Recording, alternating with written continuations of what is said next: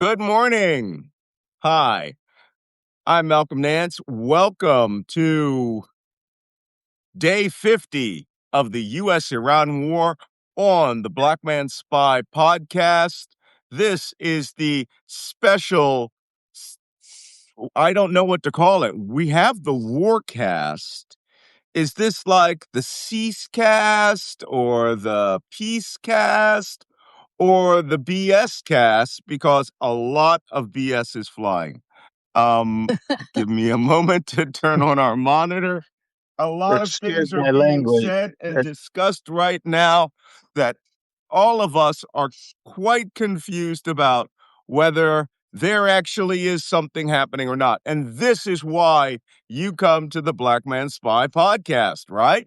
To try to make out, see that there's the podcast, so it's official, to make out just exactly what is going on. And what we do is we give you intelligence analysis every morning from three professionals, as opposed to the anonymous people on the internet who, or even some of those OSINTers who are out there who are consistently wrong.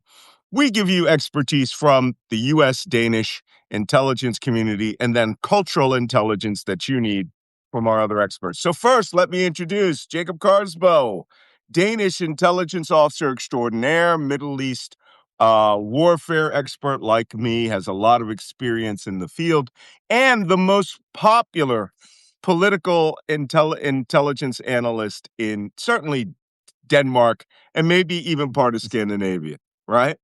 So I don't know. I haven't seen any Swedish ones or Finnish ones pop up. So you're it. Yeah.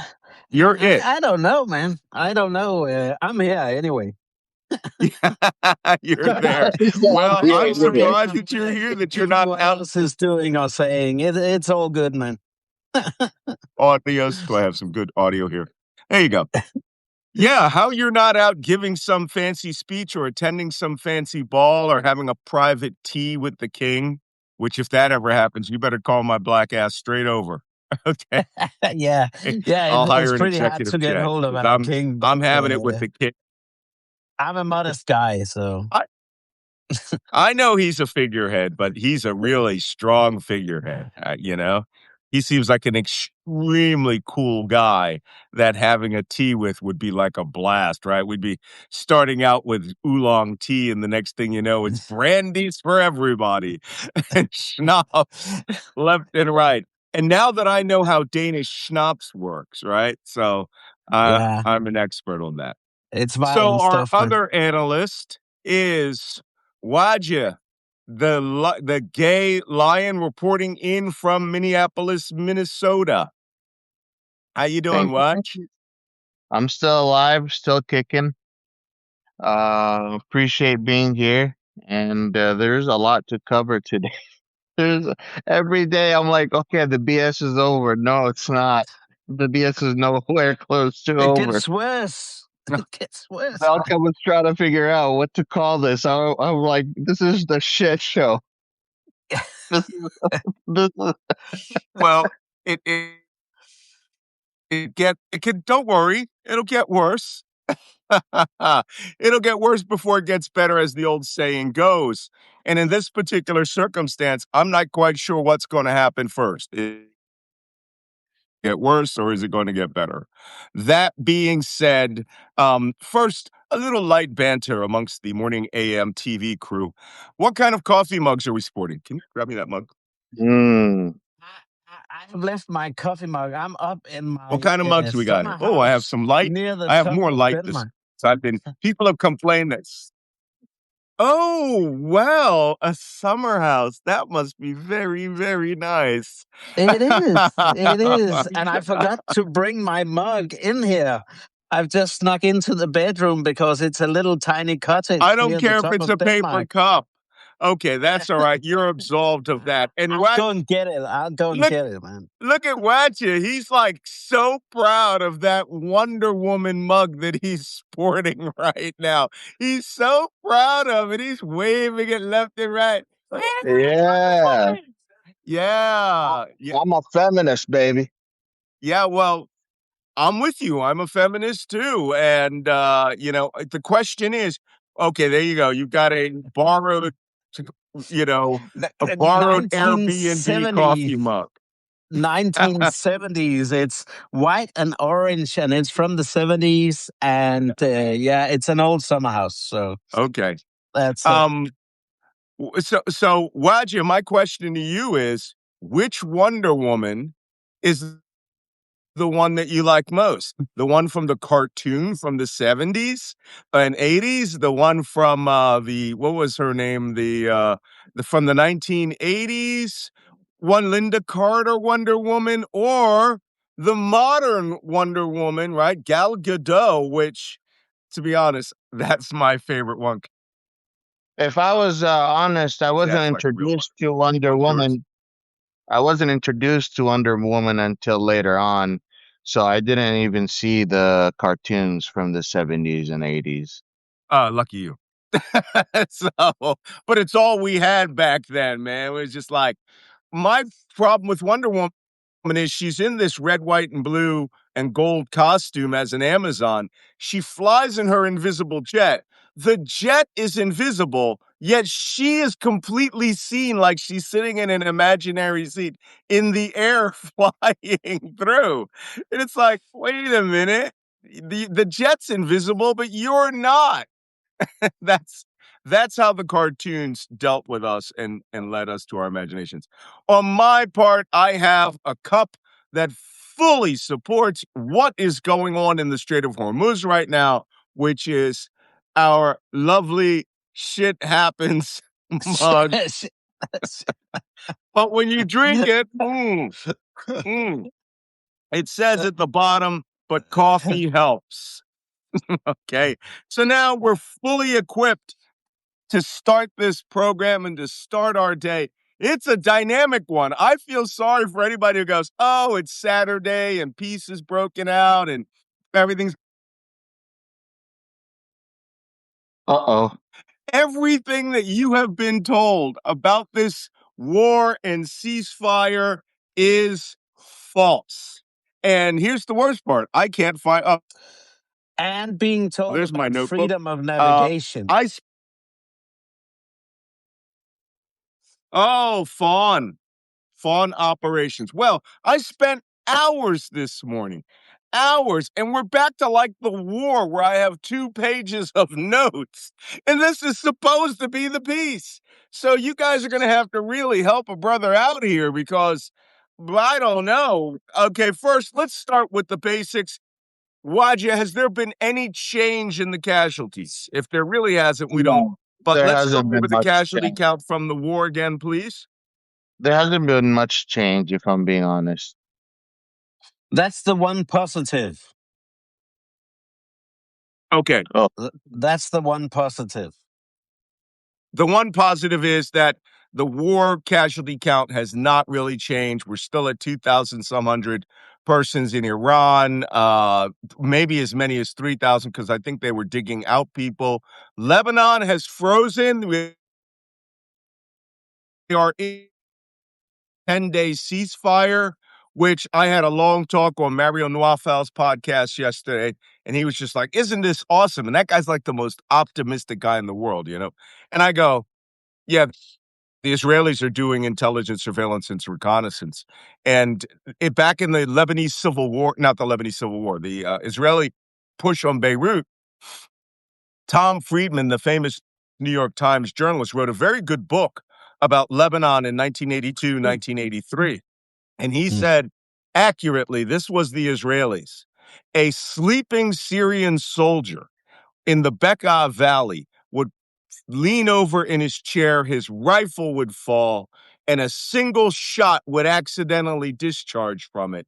And that would unleash a 12-hour Israeli artillery bombardment across all of Lebanon, right? Israel waits for things like this to break the ceasefire by saying, ooh, you got 2 guys at the shooting range trying to zero their weapons. That broke the ceasefire. And then suddenly 3,000 rounds of high artillery are flying. That's the way that business. Anybody who says they don't, then you just don't know the Israelis, right? So the casualty count is stable. Let's move on to the price of oil, because this is going to be big, not just in this show, just in general. This is where my mug jumps in. Appropriately so, yeah. Wajeeh, do you have the price of oil? Yes, I do. Give me a second. I got to get a shave, y'all. I look like the Caddyshack gopher.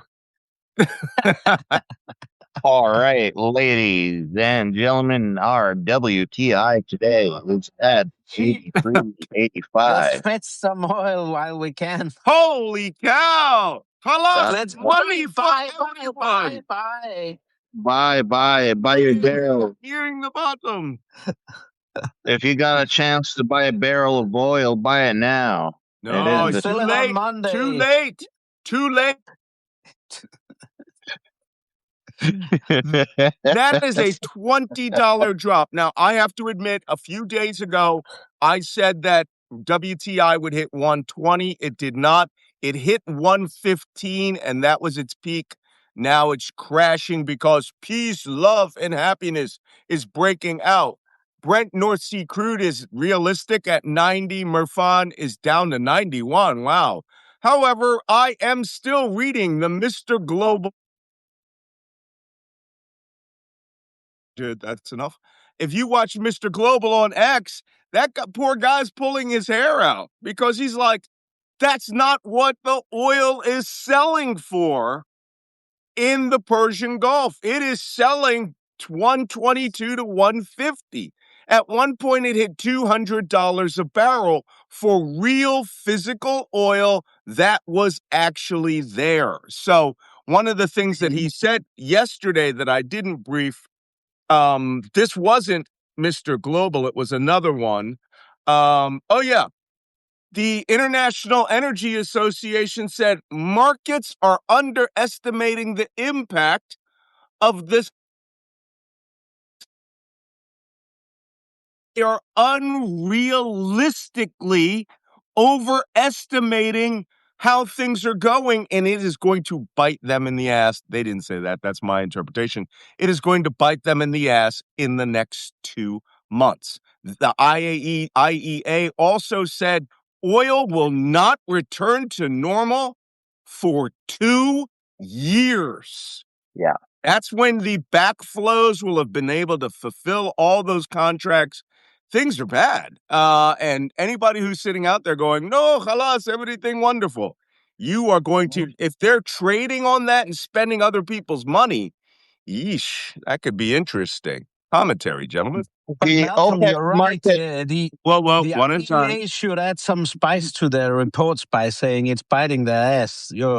That would be a little bit more colorful and have more readers that way. Yes. To quote intelligence analyst Malcolm Nance, oil will bite you in the ass. There are some reasons why the price have dropped. Trump a few days ago said he would not lift sanctions out of Russian oil. This morning or last night, the United States has lifted sanctions out of the Russian oil sales. And we're going to talk about that shortly. For another month, yeah. That's the other thing is that the Saudi finance minister yesterday was talking to a large group of investors at a conference, and he was specifically discussing how we are seeing a big difference between the actual price of the market and the price that is being seen on the media. The reality on the ground is that he's saying the price is 110, 120, 150, 160 dollars per barrel when it comes to on the spot selling oil at the moment. So this is the reality on the ground. That's why it's still very expensive for you. It looks cheap, but that's all market manipulation. Mike is yours. Yeah. Jacob? No, I'm just sitting here listening. It's all good. You go, Malcolm. He looks frozen. Oh, you're there. Okay. All right. Listen, let's move on. We'll get back to the oil issue in a bit. There's a whole section on oil, especially with regards to Russian sanctions. So, significant activities. We've gone through, nobody has hats. We've gone through coffee mugs. We know the casualties, and now we know the price of oil because of all the wars. This one is really about oil. Significant announced that our analysis as we gave it yesterday and as I was giving it as we ended the show, all of these people in the group started saying Donald Trump announces Iran has opened the Strait of Hormuz. And we checked it in the last minutes of this show and found that the Iranians said, yes, the Strait of Hormuz is open. And let's be fair, I'm going to read the actual tweet that the foreign minister Al-Arachi said yesterday, which you need to know what's out there, what's actually being said, and what was not true. So, give me a moment. Well, I'll paraphrase it. Prime Minister or Foreign Minister Al-Arachi made a tweet where he said, yes, the Strait of Hormuz is completely open. And apparently everybody stopped reading mid-sentence because the rest of it said, as agreed upon in the previously issued Iranian Revolutionary Guard, or actually he said the Iranian Ministry of Oil and Transport scheme as previously imposed. In other words, the Strait of Hormuz is open if you use the IRGC multipass exit way into the Strait of Hormuz, if you have paid up on your ARER. This is the traffic separation scheme. This is what is open. The Iranian exit route south of Larak, entrance route between Hormuz, Larak, Kishem, subject to inspection. That is what they said was open. And Donald Trump, in his absolute desperation yesterday, came out and said, the Strait of Hormuz, Iran has completely opened the Strait of Hormuz. We have opened the Strait of Hormuz. That's free navigation For everybody. for everybody. For you, Wajeeh, open. Jacob, call Maersk. Call your client and tell them the Strait of Hormuz is completely 100%, I am not joking, open. Except that it's not. Needless to say, I went through an enormous amount of people coming out and saying that left and right, it's open, ships are flooding into the traffic separations scheme, the old one, and that they're getting out there and they're doing everything. But none of that was true. Not a fucking word of it was true. And now, only just this morning, after I've tweeted and retweeted, read the entire post, right? Read the entire post. People were like, no, everything is great. Too much fine. It's open. Donald Trump says it's open. So, this is almost as bad as the nuclear dust that Donald Trump supposedly has been given. But it's just absolutely bad. So the Iranians, in their infinite wisdom, decided they will troll Donald Trump, right? By broadcasting to every ship that's coming through the Strait of Hormuz this message. Listen to this. Calling on channel 16.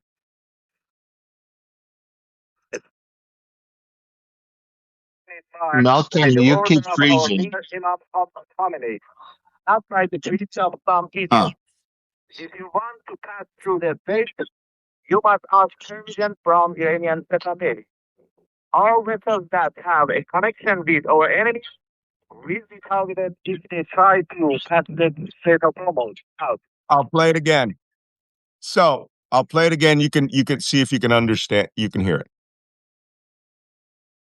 This is Iranian Stephanie calling on channel 6. The Strait of Hormuz is still closed. We will open it by the order of our leader, Imam Khomeini, not by the tweets of some idiot. We will reopen it by order of our leader, Imam Khomeini, not by the tweets of some idiot. That was broadcast.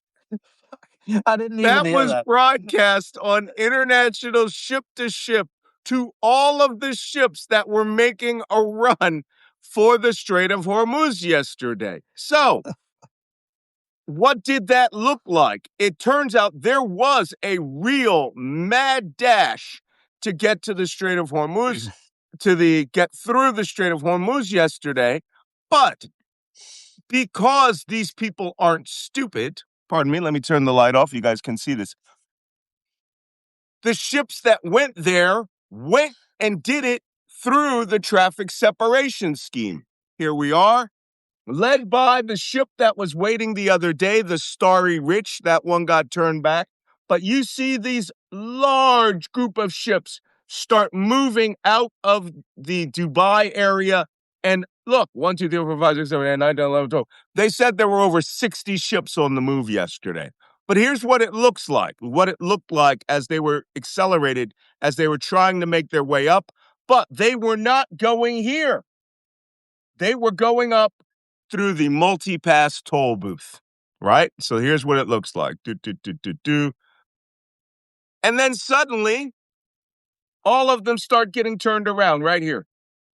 1, 2, 3, 4, 5, 6, 7, 8 made it out. That was the count that Sal Marcagliano had. 8 ships made it out. Now, if you look down here, you're going to see a bunch of very small vessels are hugging the Omani coast, but they are not using the traditional Strait of Hormuz traffic separation scheme because that is still believed to have been mined. So you can go through the lower section down here, all right? And let's play it again. You can see those small vessels coming here. These two here, that ship is the only one that used the old traffic separation scheme. But it may have been a dhow or a small lighter. But none of the giant ships, the MSVs, these tankers, they're all going up there. Most are getting turned back. Why? Because they did not pay the multi-pass toll. Not only that, Iran is authorizing, today they reiterated, they are only authorizing 20 ships per day departure. This sound familiar to anybody? I mean, really, doesn't it sound familiar? Sorry, guys, I'm going to put my phone on Do Not Disturb. London Broadcasting was just calling me. It sounds more or less like nothing has changed to what we've been talking about for a month and a half. Nothing has changed. Nothing has changed. I'm going to go back through my notes.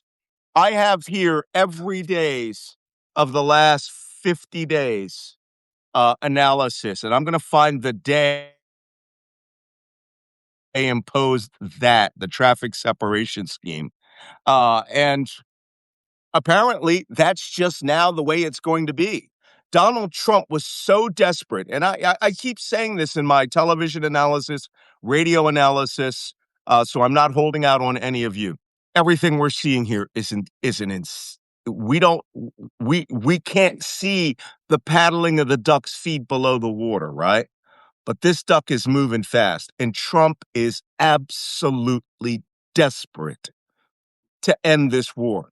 Because to be honest, based on what we're seeing now, I think he's got his sights set on Cuba for what he thinks is going to be a Venezuelan-style military operation so that he can finally get the videos of adoring crowds where he comes through on the Pope Mobile and everybody will love him.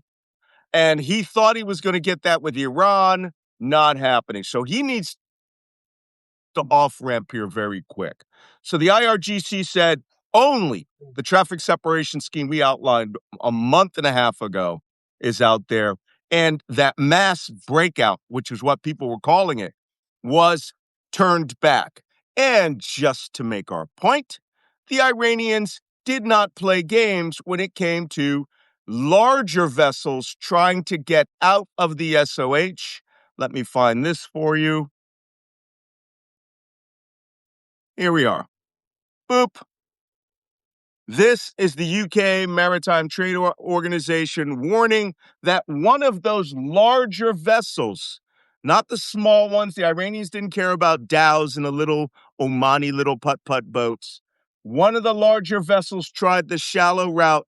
2 Iranian Revolutionary Guard Corps speedboats came up to it and attacked it yesterday. But all those speedboats have been obliterated, Malcolm. Don't you get it?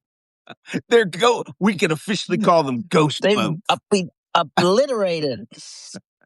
We can call them ghost boats now because apparently they're Phoenix boats. They rise up from the bottom of the Indian Ocean. I've been telling you they had 33,000 small craft before the war started. The stuff that was in Bandar Abbas Port or Qasem Island, that sunk the Navy. Trump sunk the Navy. I'm almost out of coffee here. Coffee is not helping. He's out of coffee. He needs more coffee. I need Potsmode's more coffee. Okay. But the IRGC carried out an armed action against one of those vessels yesterday. It was an Indian registered oil tanker. This is very risky, by the way. Down there near Musundam, it's very shallow. I have the charts. Hold on. Actually, I think we have an image of it in the traffic separation scheme. You can actually see the actual depth in feet. How shallow it is. Yeah. That area where you see the words inshore traffic zone. See that? Inshore traffic zone. I've been through that on a dhow. That's where you're allowed to go up from like over here in Ras Al Khaimah and then come up to Kaarsbo. And that's where all the small pleasure boats, people on their weekends take their high-speed what is it? UAE $1 million Maserati yachts. They can stay in the inshore traffic zone, but they can't keep going up out of here. And this gets very shallow. I'm trying to find a fathom, 81 feet over here. That's not fathoms. It might be fathoms. So anyway, this is shallow. So an Indian ship came up and tried to do that. IRGC saw them, came down, intercepted them, and opened fire on the ship. Oh, actually, it wasn't one. It was 2. The one that was reported was 1. Okay. So, somebody says we're freezing here. Well, so I'm only as good as my Wi-Fi. So your Wi-Fi does suck a little bit today, but you look sharp, Malcolm. Okay, my Wi-Fi sucks. Wajeeh, your Wi-Fi sucks. All of our Wi-Fi sucks. And at the end of the show, I'll tell you about my battle with T-Mobile in international data. So anyway, that vessel tried to come through. It got shot at and hit. It was warning shots off of machine guns. Another vessel, it turns out, came through, tried to run with it. The IRGC shot at it, hit it, and both vessels were turned back. And the UK MTO only got 1 warning on that. So, all right. Oh, I got a big, new, fresh, hot cup of shit happens. Okay. Someone is asking, "What's a dhow?" That's it's just while you were drinking your cup. Well, let me show you what a dhow is. Yeah, the dhow is the. Go ahead. You can define it. I'll show you a Yeah, picture. it's these local transport ships that are in their thousands on every given day in the Gulf. Thousands. And they traverse the Gulf from Iran back and forth and between the Arab countries of the Gulf. They're all over the place. Yeah, most people think Iranian mine layers look like this, right? High-speed boats chock full of mines, right? No. The traditional Iranian mine layer has been a dhow. And this is a picture of a dhow in the Persian Gulf. You see these traditional wood vessels. This one's Omani, but this is very common. And they get big, Actually, to tell you the truth, I've read that the design of the dhow, even though it's been very traditional, I'll get you a photo of a bigger one. The design of a dhow is a small version of what the Chinese fleet that was commanded by Sinbad was like. And sometimes these ships could get so big they could carry 500 men. And I have a better one, my traditional mine layer photo in here. Originally, they were used for fishing. Yeah, they still are used for fishing. They still are used for fishing. But they are wood. Some of them can get big. They also rent them for party boats. But going back and forth, there's a lot of trade between Dubai, Creek, Sharjah, Ras Al Khaimah, Al Quwain, all of these Gulf Northern Emirates, and Iran. And they move them via these. Here's a better example of the large version of the dhow. Over here, wood, multi-level. You can see this is fishing tackle here. These are fishing booms up there. They can also move material going between Dubai and Bandar Abbas. Hundreds of these per day. Hundreds. If you go to Dubai Creek, which is the waterway in downtown Dubai, you'll see them stacked down there, right? Left and right near the gold suit, right? Hundreds of them. And they've also been used as pirate motherships by the Somali pirates. By the Somali pirates. Yeah, and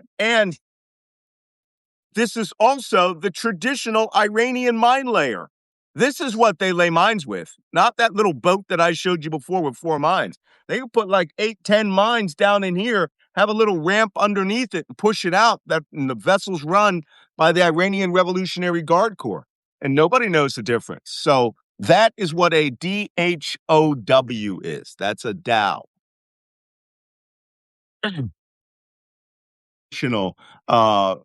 Persian Gulf, actually Middle Eastern vessel. Right. That being said, let's go back. Now we have finished with the significant activities. Let's talk about Donald Trump yesterday. 7 lies in 1 hour. And the first one started as we ended the show. And then more lies started just piling up left and right, where Donald Trump first came out and said, the Strait of Hormuz is open. Halas, no problem. It is definitely not open because, as you can see, I'll put this is some ships. This is a freeze frame of the ships trying to get through the traffic separation scheme. The green lines are the old traffic separation scheme, nobody got through. 8 vessels were authorized to transit by the IRGC. Here are the lies Trump said yesterday. Number 1, the Gulf Strait of Hormuz is open. Iran said it. We forced them with our blockade. Yeah, that didn't happen. Number 2, the war is over, y'all. I don't know if any of you noticed, but Donald Trump said yesterday, the war, she is over. And we won. It was a stunning victory by the United States over Iran. Okay. Number 3, apparently Iran has decided to surrender all of their nuclear dust to us. We discussed that yesterday, that he can't seem to tell the difference between radioactive uranium metal pellets, right, which is what makes up the 60% enriched uranium and yellow cake dust, which is not really enriched, which is very low grade radioactivity that is made from uranium ore into yellow cake. Then it is turned into processed into pellets and then irradiated. Okay, he did that. That Iran's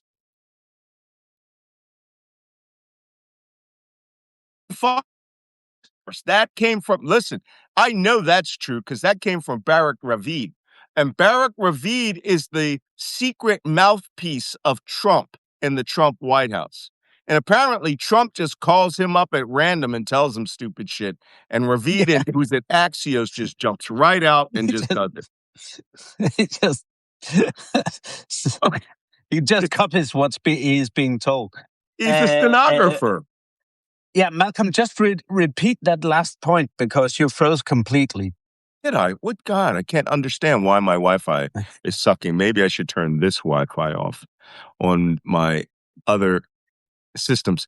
Okay. The frozen funds, Donald Trump said that, or Donald Trump administration leaked to Axios that they would be willing to give Iran $20 billion in exchange for their uranium, right? And that would essentially be unfrozen Gulf state funds, which is pretty amazing to me because if I'm not mistaken, that this is the administration and people that said Obama gave Iran $400 million in cash on pallets. And they're talking about $20 billion in cash on pallets. Absolutely They were amazing. upset when Biden did the deal with the Qataris, and Qataris said, we'll free some of the money and we'll make sure America chooses what exactly Iran spends that money on. And yet Trump came out and said, oh, Trump doesn't even have control what Iran's going to spend that money on. But Biden had control what Iran was going to spend that money on. And just to underline, I think you're frozen again, Malcolm, but I'll just explain one thing. In the old JCPOA, the nuclear agreement, there was no payment. There was only the fact that Iran got sanctions relief. Right. And that's what the many Republicans, and especially Trump, has been beating Obama for. Now Trump is trying to pay $20 billion to get himself out of a hole that he has dug for himself by pulling out of the nuclear deal. Insane. So it's fucking insane. Sorry. Yeah. That's okay. Now I see where I'm freezing. I'm going to try to work on this. My laptop is much faster. So the Wi-Fi here is compared to when I'm in New York. Yikes. I don't know what my problem is there. Okay, another thing that was floated, which may have been a lie, was that Iran was ready to recognize Israel. Hold on. The whole reason Iran was like, hell no, we ain't gonna keep going on with the peace talks and Pakistan, Islamabad, was because Netanyahu raised the phone and called JD Vance and the rest of the group and was like, hey, by the way, while you're talking to the Iranians, make sure that they have to admit and recognize the state of Israel. So Iranians were like, what the fuck are you talking about? That's our, like, goodbye. I can't control the stupid. And somebody wrote earlier, there's not enough coffee in the world to handle. Oh, there's another one. You'd need a tanker full of coffee to handle this timeline. Nah, I need to go back to double espresso shots. Maybe 10 or 20 of them might help. Okay, and finally, Iran is begging for a deal. They've called us, and they're begging us. Give us a deal, Donald. Give us a deal. We want to do a deal with you. What If they're that desperate, why the fuck would you pay $20 billion and all the other shit? It's oh. The Speaker of the House, Galabov, said yesterday 7 lies in 1 hour, and he had them like lie, lie, lie, lie, lie, lie, lie. Next, Trump yesterday, of course, said this famous quote: "I made it calling me, begging me to help, but I said you should have helped us 2 months ago." 10 minutes later, the government of Spain released a message saying, "We have received no such call."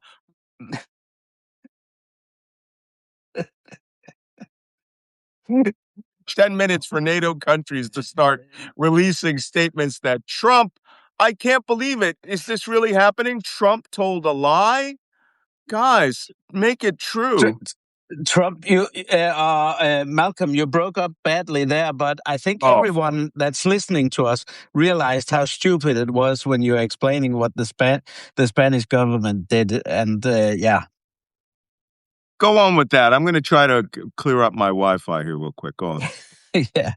Yeah. The obviously, as Malcolm was just reading out, the Spanish wouldn't stand for all these crazy lies about NATO begging Trump and saying they would help Trump, etc., etc. The Europeans, of course, can't help sort out this mess that Trump has created for himself. And just from a Danish standpoint, I'm Danish. Obviously, we can't send our navy down to the Gulf as long as Trump, the idiot, wants to take over Greenland, for heaven's sakes. So Right. Motherfucker's threatening Europe with his own military and threatening Europe about pulling the military from European bases. And Europe is like, please do. Please do. Okay. Yeah. But in other news, we'll just, if we're going to sit here and talk about Trump making stupid statements that about NATO, we'll be here for the next year. Yeah. So, but more importantly, here's Trump on the press gaggle saying he's ready to go back to war in 3 days. Excuse me. But in any event, we'll get it done. You don't have a deal by Wednesday when the ceasefire ends. Will you extend the ceasefire or will you start attacks again? Maybe I won't extend it, but the blockade is going to remain. But maybe I won't extend it. Thank you very much, everybody. We'll have a blockade. That's extended, but maybe we'll have to start dropping bombs again. So maybe we'll just start dropping bombs again. Yeah. It's the 5-dimensional chess player right He's there. everywhere. The genius. And the genius. The genius. Yeah. I'm getting a lot of advice on moving my Wi-Fi. I could broadcast from another room next to the Wi-Fi.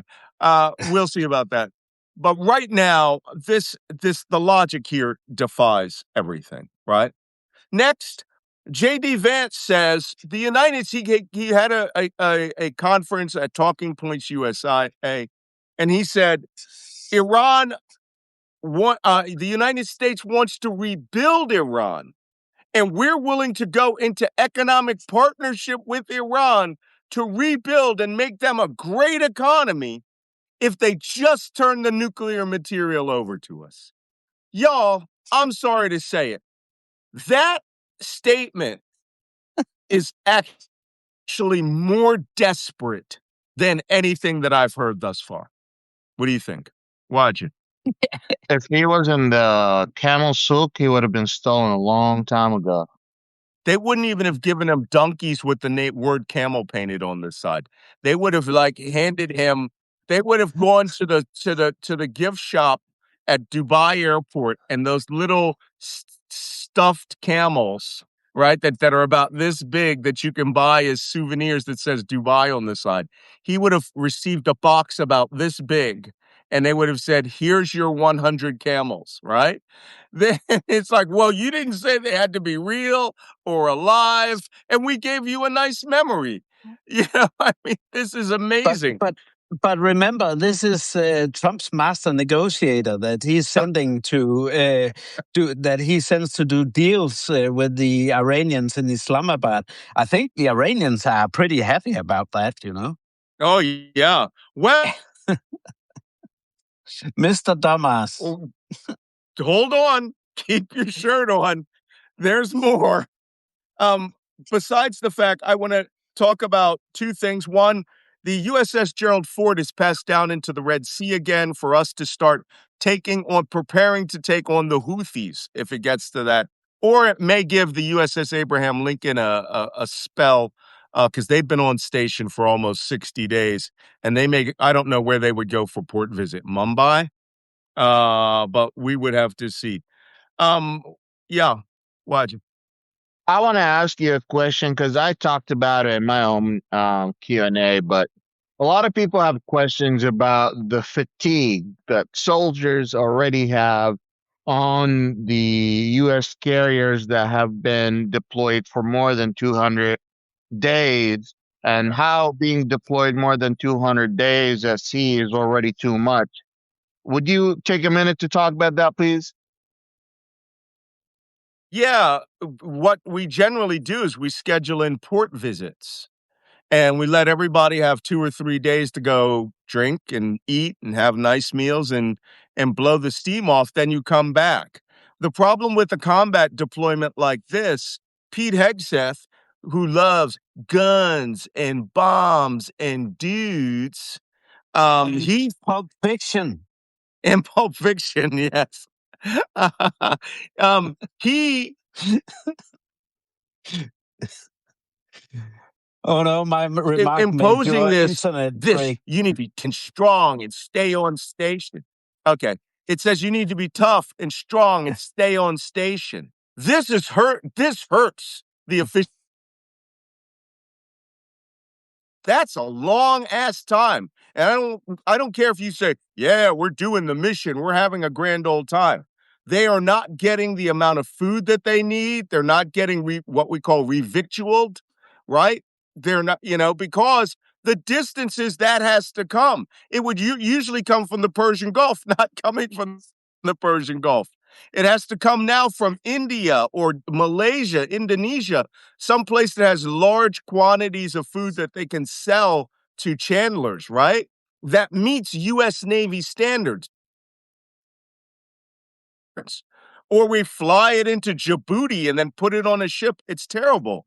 So it's going to hurt. It hurts efficiency. And what you'll see is more accidents, more bathrooms catching fire, right? Guys really not giving a flip about it. So we'll see.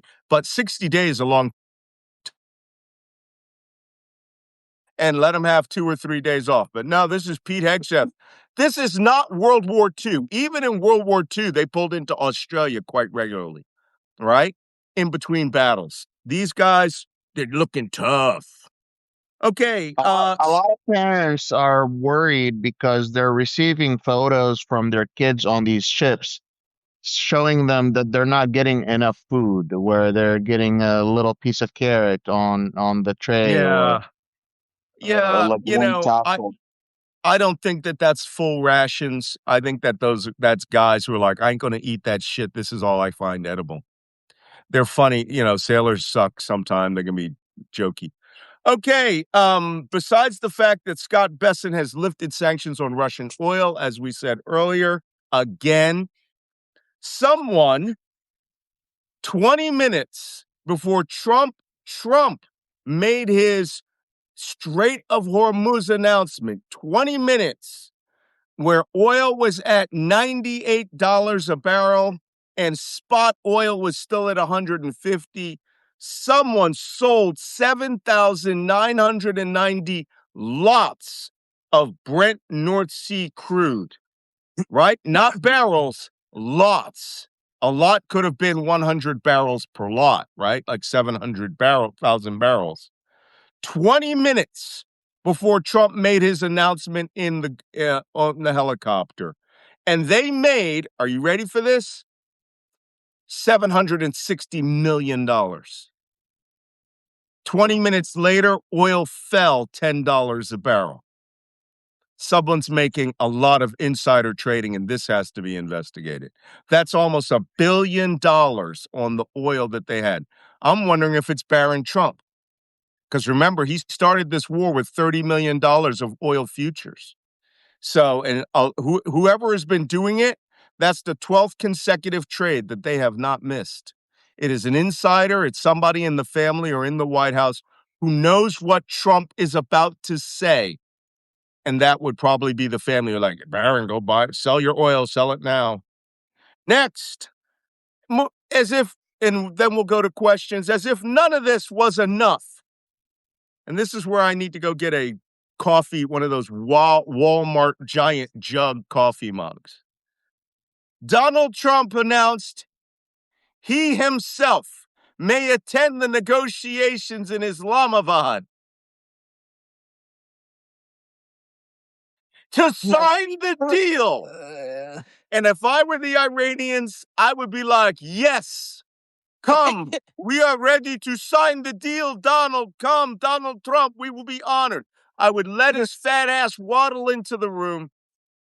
And the Iranians, as soon as they see him, we would stand up and say, no deal with them, and walk out of the talks, leaving him embarrassed in Islamabad.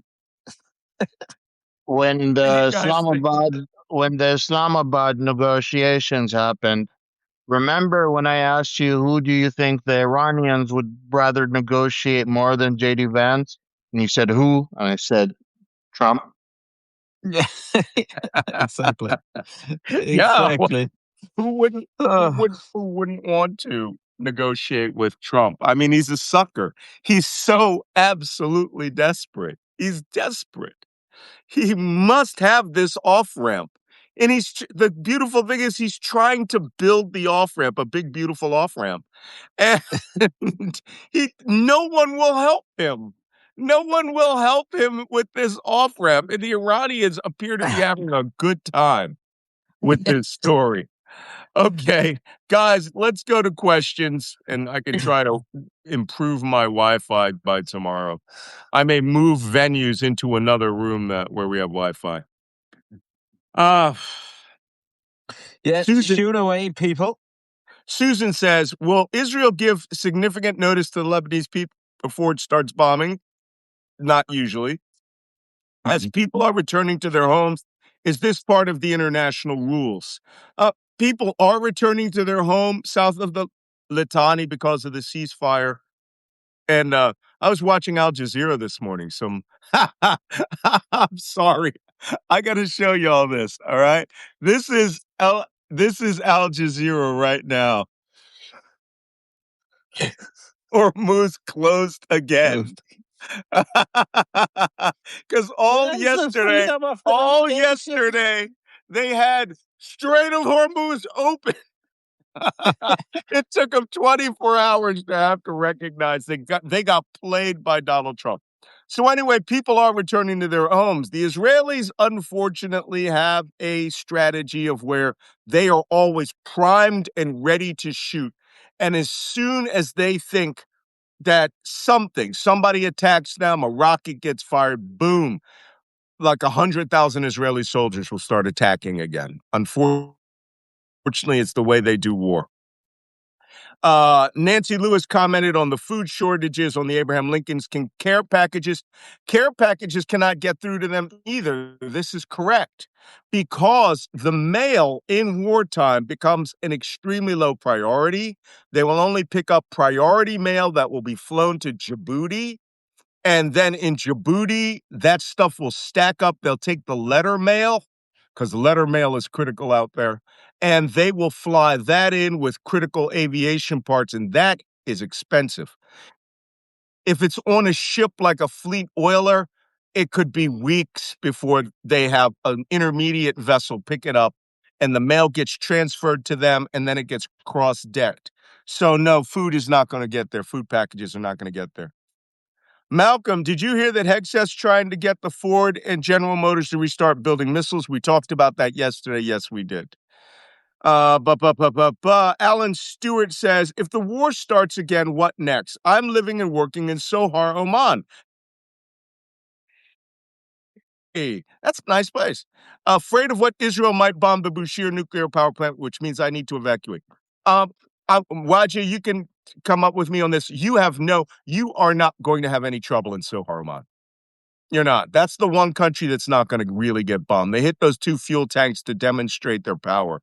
But Oman, everyone coming from Dubai is going to want to be taking your slot on an airplane. Don't leave. Stay in Oman. Enjoy the dates. The nice thing about Oman is that there is no U.S. military bases on there.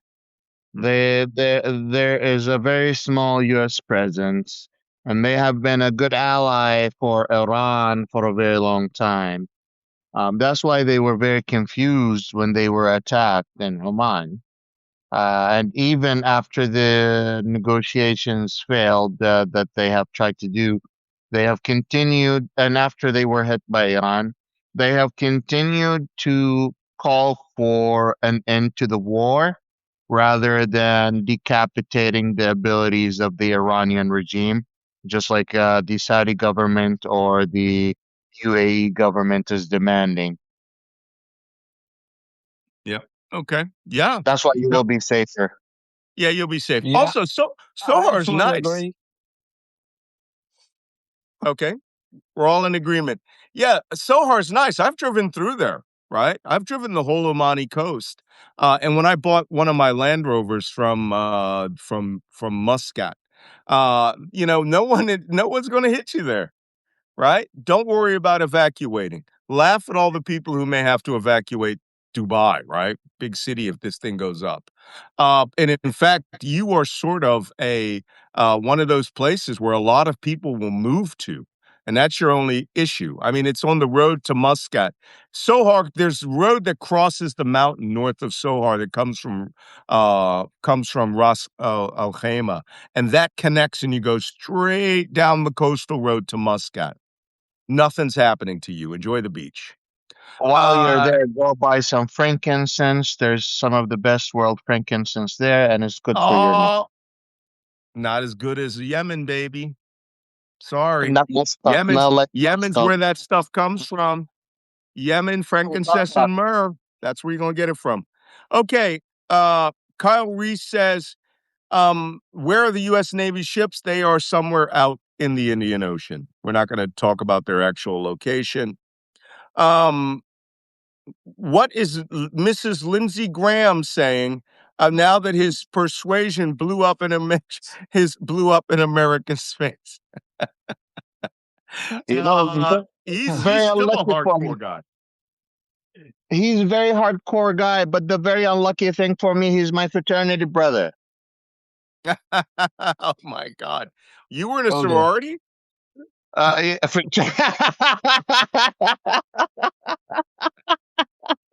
Maybe he was like the ladies' booster club of your fraternity. Oh my God, we all make fun of him, though. We all make fun of him. Carl Reese asked, "What's the longest you have been underway consecutively?" That's an interesting question because I borrow ships. I'm not permanently assigned to them, but I did ride the USS America from Norfolk, Virginia, and then go through sustained attacks against Bosnia. So I'd say maybe 65 days, about there. It's pretty long. But we were having so much. I mean, we left from Norfolk. And we were in the Adriatic Sea, right? And so the food we were getting was just world class, right? I was in the chief's mess on an aircraft carrier, and they had lobster every week because we would purchase the lobster. Boats would, U.S. Navy ships would bring it over to us while we were in flight operations, and then it gets brought over side by side. So, and they would drop the food. You could have in the Adriatic Sea, all your food's coming from. It's coming from Italy. It's coming from Central Europe. I mean, you're getting great food. Indian Ocean, where every country hates you, it's going to suck. It's just going to suck. Okay, one more question. For Jacob, what do you think about the visit meeting with Finland's Prime Minister, with Prime Minister Carey in Canada this past week? This is really about Greenland and the North Atlantic Alliance. I have to pass on that one because I haven't seen anything on it. The Finns are a core part of the Nordic enhanced cooperation in NATO, and with Canada also supporting clearly and also establishing their diplomatic bridgehead in Greenland, etc., etc. That is also a very important connection. But I haven't seen anything concrete. You may also know that the Canadians and the Carney government have switched away from F-35s and have signed contracts with the Swedes to start Gripen production and purchase and production in Canada. So, there's more and more cooperation between the Nordic countries and Canada, and that's got to do with the Arctic presence also. Okay. Hey, Alan Stewart, I didn't answer his question quite accurately. He lives in Sohar. He says he's afraid Israel might bomb the Bushehr nuclear power stations, which means I need to evacuate. Bro, if that happens, I will be having an emergency all hands discussion. If it happens, if I tell you to leave, okay, it's time to leave. Worse, you have the Baraka nuclear power plant on the southern side of Abu Dhabi. So it's not like nuclear power plants aren't all around you. They are. Don't worry about them in bombing Bushehr. Right now, all you need to do is enjoy the beach down there. Go have kebabs and a Turkish coffee. For me, hilwa. And that means a sweet one. Super. I'm not supposed to be having 3 sugars in my coffee like they make that Turkish coffee. But enjoy your time in Sohar. I know it's getting a little warmer down there, but until June comes, enjoy the sea breezes. Okay, guys, that's all the questions we had today. I want to thank you, Wajeeh, for coming. Please, I'm imploring you for Jacob and myself. Yes, this is a free podcast, but we really could use the paid subscribers. It's $7 a month. I heard in Canada it's 15, which is like $10 US. We're going to be revisiting these numbers.